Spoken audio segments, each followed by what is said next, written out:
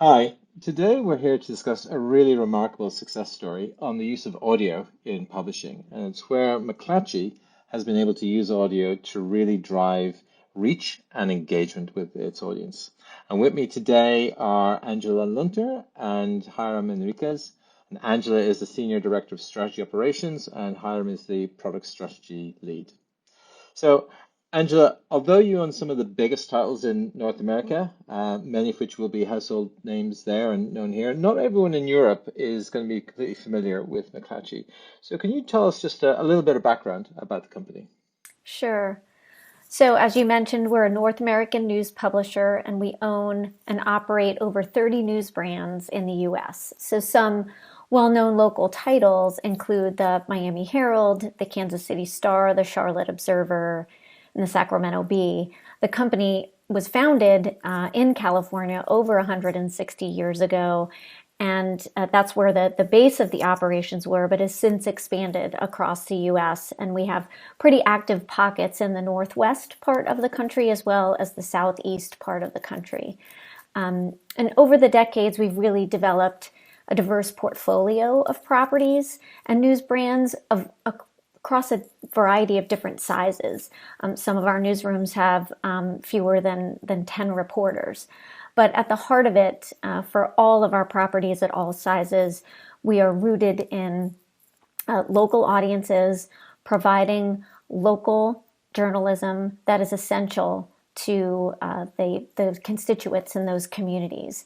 And that ranges from news you can use, investigative journalism, as well as opinion and other pieces. So again, local is at the heart of everything that we do. And so, despite being a what we might call a traditional print publishing business with a super long legacy, the reason you're here is that you've developed some really strong digital products, and not just in social media and video, but also specifically with audio. Can you give us a bit of background and maybe talk through the journey of developing some of those digital products? Sure. So I'd say that it's really been the past 4 to 5 years that we've leaned into alternative methods of storytelling. So we're looking to go beyond print journalism, not only to create content in new formats, but also to look for ways to augment our print journalism and make it more impactful. So we have a story, but what accompanies it is a piece of audio or a piece of video, really looking to increase engagement and user value, which is becoming increasingly important as we build our subscription business. We're always and also looking for ways to drive incremental revenue. So really that experimentation started with video and shortly thereafter with audio. And like many publishers in this space, we started by producing podcasts, a combination of both local podcasts as well as serial type narrative podcasts. So you could imagine the local podcasts being closer to one of our sports journalists that covers a particular team, having a weekly show where they're talking about the results of the game, or talking to guests that are relevant to that particular team or sport, in a way to engage local audiences. But then we also have some serial type programs and podcasts that basically take a local story and turn it into a narrative series. And that has been interesting because that's been enabled us to really distribute and appeal to audiences outside of our geographies. We've also been watching very closely the smart speaker space, understanding that users are developing new habits with these devices, particularly when it comes to news. And so we produce daily flash briefings that are distributed in the mornings in 7 of our key markets. And we use those not only to engage users and again help them to associate their daily news habit with our brands, but also to promote some of our other audio products, including our podcasts and others. So finally, our most recent innovation in audio is text-to-speech for our articles, what we call auticles. Again, we had seen the engagement in audio with smart speakers and with podcasts. We hypothesized that there was a need for users to experience audio on our owned and operated properties. So we sought to find a solution that enabled us to do that pretty inexpensively and then at scale. And we partnered with Trinity Audio there, and they were able to get us a high quality and low cost solution so that we can get those articles in place. It enabled us to quickly translate our written and text content into files that users could experience on the site. And we saw that they responded really well to it. We did a test and an experiment across a few properties first, and what we found there was so positive that we launched it shortly thereafter across our whole enterprise. I guess many of us would be kind of still stuck in the image of a print publisher as in a more analog way of kind of people running around and kind of typewriters and stuff. But what you're really describing is really adoption of very emerging and cutting edge technology. Hiram, what were some of the implementations, learnings, and challenges associated with that? It was a very interesting process, and as Angela said, we had a period of testing, A/B testing, and trying different combinations. But at the center of it was the wealth of content that we have across our publications, because we have content that's being produced daily on local markets and news stories that also make the national conversation in the U.S.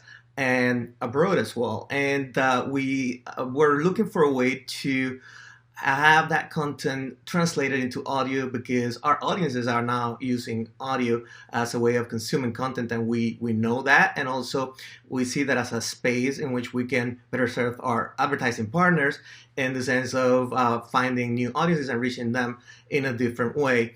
So we went out in the market and looked at different options and what's out there, and we decided to work with Trinity because the way they had customized the AI voice, it was very important for us that the experience for the user was actually closer to what you would expect with a human read material. And also we were looking for a way of effectively implement this with low technical lift, if that is possible in this environment. But with it, that basically it's just by adding a script on the page, we're now able to have an audio file for each of the articles that is produced and published in our network in any of the sites.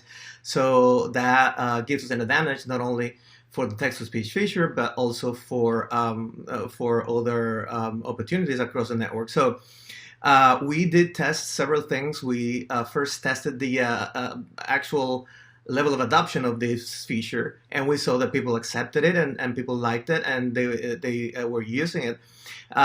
We tried different things, placing the ads in different positions, placing the player in different positions in the page, and so we saw what the best combinations were for those things. But interestingly, we found out that the users that are seeing and interacting with this feature actually become more engaged with our properties and become more engaged with the publications, increasing the amount of stories they see per visit, the amount of visits they have per month, and so on, the amount of time they spend in the properties, and so on. And so I think that's a good learning about that side effect, let's say, of having users enjoy another way of consuming our content. So you're seeing that direct increase in engagement really and presence, that people are consuming more than they previously would have? Yes, if you look at the cohort of people that actually engage with the text-to-speech feature, they tend to be more engaged after they start using the feature, not only with that particular feature, but with the sites in general. And in terms of the integration with the newsroom, again, we tend to think of print publishing as being it's a creative form. You got people, journalists who are creating stories and publishing them. This is more of a story about automation and engagement with the end customer. How did the newsrooms, I guess, kind of respond or integrate with this technology? The newsrooms were critical in this endeavor because they're producing the content. So they were basically integrated with the process of getting this feature up to speed. And it is an AI machine learning. The machine keeps on learning. The machine is still learning, and the good thing is that we have a very good working relationship with Trinity Audio, and they're very receptive to our feedback. And for instance, we get feedback from the newsrooms about how to pronounce different things, and we need to teach the AI acronyms, and like when do you say the letters, when do you say as a word, and so on. And we also have publications in California, and the places in California, many have names that are written in Spanish, but they're not pronounced in Spanish or in English, but it's something else. So those are things that we had to teach the AI, and the newsrooms were instrumental in this adoption as well. And I guess we can be guilty sometimes of viewing North America as a very homogenous place, but in reality, it's very, very diverse. And I'm curious about some of that localization, particularly the languages, because of course it's not just English, and the reach is beyond just the United States. How big a factor was that in terms of multiple different language support? It was really important. As you mentioned, in our network, we have publications that are not only in English, but also in Spanish.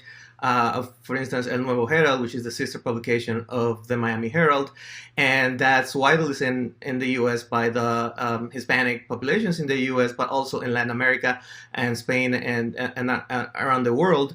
And so it was very important for us that we could address those markets as well, and that's something that we were able to do in coordination with the newsrooms and Trinity as well. And bear in mind that in a region like Latin America, you have a multiplicity of accents and different way of saying things, which is not standard. So we had to look for something that was very standardized that would sort of fulfill the needs of many different regions across this vast market that is the Spanish language market. And when we talk about technology, and particularly AI, ML technology, we can kind of get a bit caught up in the technology, but of course you come from a commercial background, so the question is always a show me the money one. And so what have you learned about the use of this technology when it comes to efficiency and monetization? Yeah, I can go ahead and take that one. So again, we saw this as a combination of being able to bring us some cost savings as well as tap into some additional revenue. On the cost savings front, it was really leaning on AI and machine learning to be able to translate the text to speech. As you can imagine, our podcasts are highly produced, with people, expensive. Our daily flash briefings actually were human read as well, and that was, a fairly expensive endeavor. So we knew that if we needed to translate all of our text articles into audio, we needed to find a solution that enabled us to do that quickly and at low cost. And the fact that we were able to dial in the AI and the machine learning with Trinity, just as Hiram just described, was really key to us. And we also wanted to make sure that machine-read voice was sounded as close to human as possible. And again, that got better and smarter over time, if you will. So it helped us on the cost savings front because we knew we didn't have to use human resources to actually produce the content. On the revenue side, I think every publisher probably can see how much money is flowing into audio advertising right now. It's a hugely growing platform for advertisers and for advertising dollars. And so we wanted to be able to not only tap into the dollars that were flowing through programmatic channels in audio, but also enable our sales teams to sell into these audio experiences directly as well. As you can imagine, the latter, not as easy. We have sales teams that are very used to selling print and very used to selling traditional digital advertising units. So learning the audio piece has taken a little bit of time, but in the meanwhile, we have Trinity to fall back on, their relationships with audio advertisers and the dollars that they're able to bring to the table through either direct deals or programmatic demand that they're plugged into. So it was an immediate revenue upside opportunity for us and a cost savings at the same time because we were able to tap into those ad dollars. And I will say another very positive development is Trinity has always been willing and at the ready to help us with additional advertising opportunities. So we recently had a deal, and we're continuing to explore the idea of branding the audio player that's on our pages. We worked with a health brand in Miami to do that around Breast Cancer Awareness Month. And so they got branding in the player, they got an audio message within the player as well. So again, we're tapping into the traditional audio formats, but also finding ways to bring bigger packages to the table. So, I mean, this sounds like a tremendously actually complex result that you've got. Like you're kind of reinventing advertising, which is the lifeblood of your organization, dealing with emerging new technology, and dealing with languages in particular. And you've made it sound so easy, which I'm presuming it wasn't. But can you talk us through a little bit just how difficult it was? Because it sounds like it was the iterative approach that you took, which has been a key part of this success. On ease of implementation, I think that Hiram described a little bit about sort of what that took. We worked very, very closely with our newsrooms, but also with our product and design teams to make sure that the player felt intentional, to make sure that it was in the best possible place to prompt usage. So we went through a similar process implementing it on our pages that we would with video or other features. And the fact that we saw the results of our A/B test, the fact that it was so positive, made it easy for us to, again, scale it across all of our properties, share the findings with our executive team to get their buy-in to expand it elsewhere. So in terms of ease, I'd say it was one of the easier products for us to implement because the technical piece wasn't very difficult and the results almost spoke for themselves. I'm intrigued by how do you think your audience is going to change in response to these types of tools? Because you've really emphasized how they seem to have taken it on board. So I can take a stab at that. We have seen the audience already changing. And I think that's key to what we're doing in terms of innovation, which is like seeing where the audiences are going and how we can provide them with value propositions that actually fit their needs in their new environments. And we see that in the audio space, we see that in the news aggregator space and so on. And traditionally in the media industry, I think we've been very protective of our own platforms and so on. And I think that's a little bit of a mentality that is changing. And I think that's important in terms of innovation. So that's what we're trying to do, follow the audience and provide a better value proposition for them and for our advertising partners and for our subscribers as well. Well, I think we're just out of time on that one. I'd like to thank both of you very, very much, Angela and Hiram, and thank you for a great story. Thank you. So